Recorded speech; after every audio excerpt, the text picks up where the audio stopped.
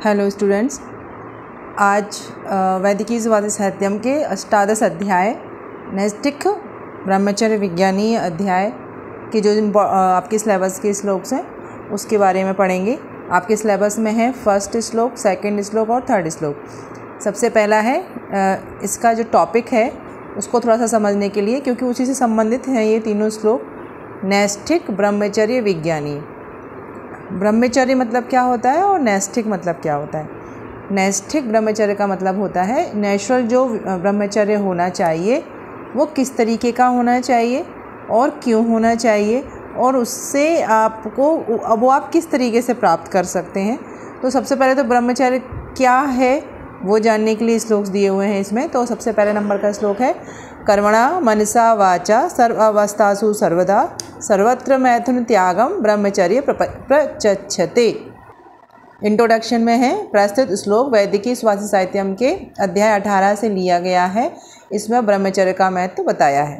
पदच्छेद का मतलब होता है ये जितने भी पूरा श्लोक है उसमें जो बड़े बड़े शब्दों के समूह हैं उनको उनके छोटे छोटे शब्दों में विभक्त करना। कर्मणा मनसा वाचा सर्वावस्थासु सर्वदा सर्वत्र मैथुन त्यागम ब्रह्मचर्य प्रचक्षते। इसमें क्या है कि ज़्यादा बड़े बड़े पद नहीं है, वही छोटे छोटे से ही पद में अलग अलग ही लिखा हुआ है शब्दों में, तो वैसे के वैसे ही आ जाएगा, कोई इसमें ज़्यादा परिवर्तन नहीं हुआ। अब बात है कि अन्वय। तो अन्वय में क्या है, अन्वय मतलब है कि हमको उस पद्यात्मक जो श्लोक है उसको छंद रूप में जो श्लोक है उसको गद्य के रूप में करना। तो क्या बता रहे हैं, ब्रह्मचर्य को बता रहा है कि ब्रह्मचर्य किसे कहते हैं। तो ब्रह्मचर्य प्रचक्षते उसकी परिभाषा क्या है, सर्व अवस्थासु सर्वदा सर्वत्र मनसा वाचा कर्मणा मैथुन त्यागम सर्व ब्रह्मचर्य प्रचक्षते। जब आप इसका अनुवाद करोगे तो एक लाइन में एक परिभाषा के रूप में निकल के आ जाता है। शब्दार्थ क्या है, सर्वावस्था मतलब सभी स्थिति परिस्थितियों में, सर्वत्र मतलब सभी जगह, वाचा मतलब बाई स्पीच मतलब कि बोलना, कर्मणा मतलब बाई एक्शन अपने कर्मों के द्वारा। विग्रह में क्या है, सर्वावस्थासु सवर्ण दीर्घ संधि है, यहाँ पर आ और छोटा आ मिलके दीर्घ होकर बड़ा आ बन गए हैं। षष्ठी तत्पुरुष का उदाहरण ये मैथुन से त्यागः, मैथुन त्यागा तम मैथुनम त्यागम। और अव्यय सर्वदा और सर्वत्र जो है वो अव्यय के रूप में है। अब हम पढ़ेंगे श्लोक का अर्थ। श्लोक अर्थ में क्या बताया है, शरीर मन और वाणी इन तीनों से सभी अवस्थाओं में हमेशा सभी स्थानों पर मैथुन त्याग को ब्रह्मचर्य कहते हैं। ये इसका श्लोक का अर्थ है कि जो शरीर मन और वाणी तीनों ही माध्यम से सभी प्रकार की अवस्थाओं में हमेशा के लिए मैथुन का त्याग करने को ब्रह्मचर्य कहते हैं। स्टूडेंट, इस श्लोक के जो भावार्थ है या जो शास्त्रार्थ है वो तीनों का एक साथ मैं लास्ट में समझाऊंगी, क्योंकि तीनों ही श्लोक में एक ही चीज़ बताई गई है कि ब्रह्मचर्य क्या है और उसको कैसे करना है। तो हम लास्ट में समझ लेंगे कि ब्रह्मचर्य क्या चीज़ होती है, किस तरीके से उसको उसके जो भी स्टेप्स वाइज यहाँ पे बताया हुआ है वो सब डिस्कस करेंगे। अभी के लिए पहले ये श्लोक समझ लेते हैं, इनके सीधे सीधे जो मीनिंग है वो देख लेते हैं। अलग अलग फिर बार बार हर किसी में वही रिपीट होगा, फालतू का वीडियो में कोई मतलब नहीं है उसको ऐसे बार बार रिपीट करने के लिए। तो एक बार में मैं उसको समझा दूंगी। तो अभी दूसरा जो श्लोक है वो है स्मरणम कीर्तनम केली प्रेक्षणम गुह्य भाषणम संकल्पो अध्यवसायश्च क्रिया निवृत्त रेवचा। तो इसमें क्या बताया है, अष्टांग आयुर्वेद के बारे में बताया है। एतेन मैथुन अष्टांगम प्रवदन्ति मनीषिणा विपरीतम ब्रह्मचर्यमेतम देव अष्ट लक्षणम। तो ये बताए हैं अष्टांग ब्रह्मचर्य के बारे में बताया इंट्रोडक्शन में। पदच्छेद है स्मरणम कीर्तनम केली प्रेक्षणम गुह्यभाषणम संकल्पः अध्यवसायः च क्रिया निवृत्तिः एव च एतत् मैथुनम अष्टांग प्रवदन्ति मनीषिणः विपरीतम ब्रह्मचर्यम एतत् एव अष्टलक्षणम। ब्रह्मचर्य जो 8 लक्षण हैं उसके बारे में इस श्लोक में बताया, भी समझेंगे आगे। अन्वय क्या होगा, तो अन्वय में सेम ज़्यादा कुछ परिवर्तन नहीं, क्योंकि 8 नाम बताए हुए हैं वैसे के वैसे होंगे। किसके 8 नाम बताए हुए, ब्रह्मचर्य के 8 नाम बताए हुए हैं। किसने बताए हैं, मनीषियों ने बताए। बस स्मरणम कीर्तनम केली प्रेक्षणम गुह्यभाषणम संकल्पः च अध्यवसायः च क्रिया निवृत्तिः एतत् एव अष्टांग मैथुनम इति मनीषिणा प्रवदन्ति एतत् विपरीतम एव अष्टलक्षणम ब्रह्मचर्य। शब्दार्थ क्या है?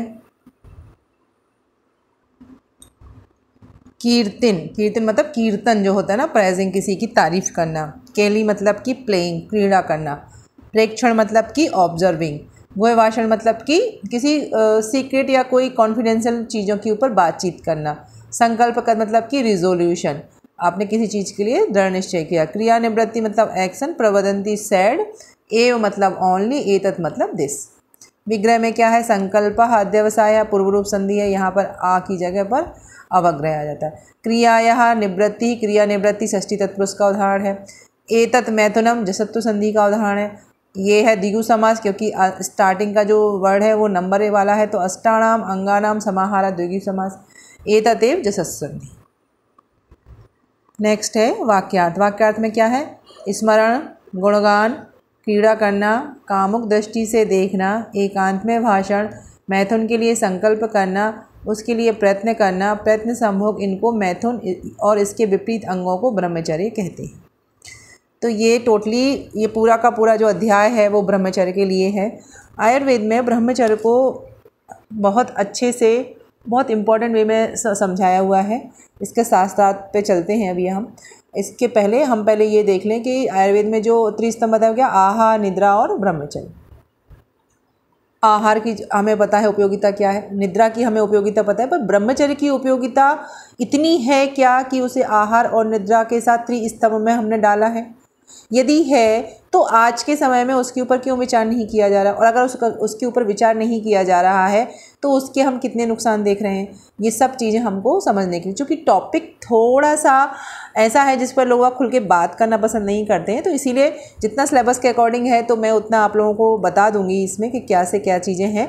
लेकिन इस चीज़ को, ये एक टॉपिक, सेंसिटिव टॉपिक है, लेकिन इसको आचार्यों ने इतनी महत्व दिया है कि आहार और निद्रा के साथ में ब्रह्मचर्य को डाला है, तो ये ज़रूर हमको समझना चाहिए कि इतना इम्पोर्टेंट ये जो सेक्शन है उसको हम बिना उसके ऊपर विचार किए निकल जाते हैं। तो उसको ही हमको यहाँ पर देखना है कि सबसे पहले क्या है? ब्रह्मचर्य।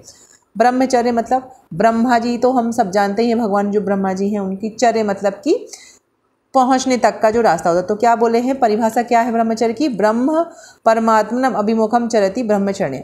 ब्रह्मा के पास पहुँचने का जो रास्ता होता है वो ब्रह्मचर्य होता है।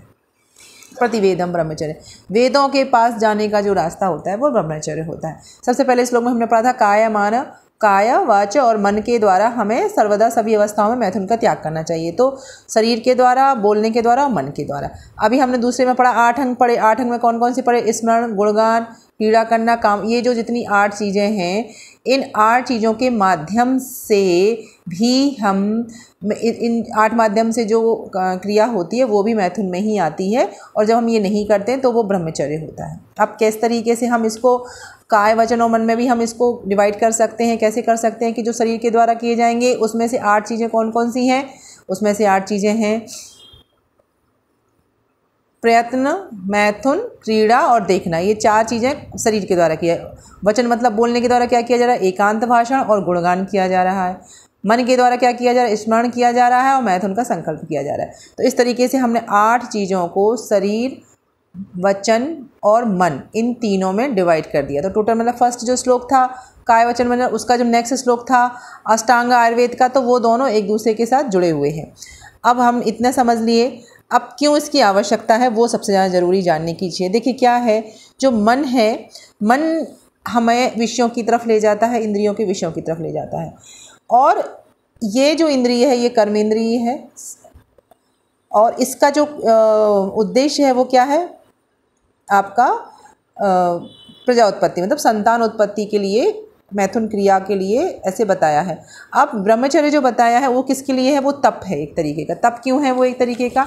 क्योंकि वो इंद्रियों को आपको बस में करने के लिए बात बताई हुई है कि जब आप किसी इंद्रिय को उसके विषय से दूर करेंगे तो वो उस पर्टिकुलर इंद्रिय का तप हो जाता है, और जब हम तप करते हैं तो मन का नियंत्रण हो जाता है, और मन का नियंत्रण से फिर हमारी संकल्प सिद्धि होती है। देखिए क्या है, आज यदि हम आप लोगों के संबंध में उदाहरण देखें सोचें, तो जो शिक्षा का समय था वो 25 वर्ष की आयु तक का था, और उस 25 वर्ष की आयु का जो आश्रम था वो था ब्रह्मचर्य आश्रम। ठीक है। उसका नाम ही ब्रह्मचर्य आश्रम था, उसके बाद गृहस्थाश्रम था, फिर वानप्रस्थ, फिर संन्यास आश्रम। क्यों था ऐसे आश्रम का नाम? वो क्योंकि उस समय हर एक व्यक्ति का एक 25-25 की आयु से 100 अगर आयु की अवस्था मानी गई है तो उसमें 25 ईयर्स के ऐसे 4 आश्रम में डिवाइड किया हुआ था। उस पर्टिकुलर एज का जो प्राइम उद्देश्य है उसको ध्यान में रखिए। जैसे 25 अवस्था तक क्या है, आप अपना एजुकेशन सीखते हैं, उस समय पर आपकी पढ़ाई का वो समय होता है, इसलिए उस समय पर एक ही चीज़ होनी चाहिए, सिर्फ एजुकेशन। अब अगर आप किसी दूसरे विषय या किसी दूसरी इंद्रियों के विषय में लिप्त हो जाएंगे तो आप अपने लक्ष्य की जो प्राप्ति है वो नहीं कर पाएंगे। कैसे पॉसिबल है? नहीं पॉसिबल है, क्योंकि मन जो है वो आपको अगर विषयों में लगाएगा तो आपको जो चीज़ आपको प्राप्त होनी है उसमें वो बाधा लगेगी। क्योंकि आपका मन, अगर आप बैठे हैं पढ़ने के लिए लेकिन आपके मन में कुछ और ही विषय चलेंगे तो आप पढ़ ही नहीं सकते। इसके लिए था आचार्यों को कहना कि 25 वर्ष तक की आयु तक हमें इस चीज़ का पालन करना चाहिए। अब इस चीज़ के पालन में जैसे उन्होंने बोला है 8 चीज़ें बताइए। क्या बताएं? स्मरण, मतलब कि दिमाग में भी, शरीर से तो जो हो रहा है कि शरीर से तो डायरेक्ट कांटेक्ट के माध्यम से सेक्स हो रहा है और क्रीड़ा हो रही है, मतलब कि मेल और फीमेल का एक साथ एक दूसरे को प्रसन्न करने के लिए जो भी क्रियाएं होती हैं वो सब। लेकिन मन का भी इसमें कितना बड़ा रोल है कि अगर आप कुछ भी नहीं कर रहे हैं, अकेले बैठे भी हैं, लेकिन फिर भी अगर आपके दिमाग में इस टाइप के थॉट चल रहे हैं तो वो भी मैथुन में ही आ जाता है। और बोलने से, मतलब आप किसी भी अपोजिट सेक्स की पर्सन की तारीफ़ कर रहे हैं, उसका गुणगान कर रहे हैं, उससे अकेले में बातचीत कर रहे हैं, तो ये सब चीज़ों का भी उसी में काउंट कर लिया गया है। तो इसीलिए तीनों चीज़ अगर आप ब्रह्मचर्य की अवस्था में हैं तो इन तीनों मन वचन और कर्म से ही आपको 8 चीज़ों का त्याग करना है। आप देखते होंगे कई लोग जो किसी चीज़ के लिए वो करते हैं, ब्रह्मचर्य तप करते हैं, तो किसी इतना 28 दिन का ब्रह्मचर्य लेना चाहिए, या कोई फास्ट रखे तो ब्रह्मचर्य की अवस्था में। वो क्यों है? वो इसीलिए ही है कि अगर आप वो तप व्रत जिसके लिए होता है वो मन नियंत्रण के लिए होता है, और अगर हम उसके लिए ये सब चीज़ें नहीं करेंगे तो कोई फ़ायदा ही नहीं है उस व्रत को करने का। वो इसीलिए आचार्यों ने ब्रह्मचर्य को बहुत इम्पोर्टेंट बनाया है कि स्टेमिना बढ़ाने के लिए, आपके मन के नियंत्रण करने के लिए, आपकी हर एक लक्ष्य की प्राप्ति के लिए ये ज़रूरी है कि आप अपनी इंद्रियों को अपने हिसाब से यूज़ करें, ना कि इंद्रियां आपको चलाएं। और इसी वजह से ही हम आज के समय में इन सब चीज़ों के बारे में सोचते नहीं हैं, और इसीलिए ये सब जितने भी इंसिडेंट्स सोसाइटी में हो रहे हैं, हम सभी को पता है, हम सब यहाँ रह रहे हैं, उसका कारण सिर्फ यही ही है कि लोगों ने अपने इंद्रियों के ऊपर कंट्रोल करना ही छोड़ दिया। उन्हें जो अच्छा लगता है, जिस परिस्थिति में अच्छा लगता है, वो उस परिस्थिति में उस चीज़ को करना पसंद करते हैं, और फिर उसके आगे जो दुष्परिणाम है वो निकल के आते हैं। चलिए ठीक है, ये टॉपिक को मैंने आप लोगों को समझा दिया है जितना आप लोगों को समझने के लिए आवश्यक था। आप लोग इसको प्रॉपर तरीके से लिख लीजिएगा, एक एक स्मरण को लिख सकते हैं, सब उसके बारे में लिख सकते हैं, गुणगान के लिए लिख सकते हैं, बस क्योंकि ये जो 8 अंग हैं, इन्हीं 8 अंगों के माध्यम से जो, यदि हम ब्रह्मचर्य को नहीं कर रहे हैं तो वो ब्रह्मचर्य कंप्लीट ब्रह्मचर्य नहीं है। सिर्फ ऐसा नहीं है कि शरीर से ही आपने उसका त्याग किया, आपको मन से और वचन से भी त्याग करना हो। इसके बाद का जो नेक्स्ट टॉपिक है 19th अध्याय, उसको हम आगे वीडियो में लेते हैं।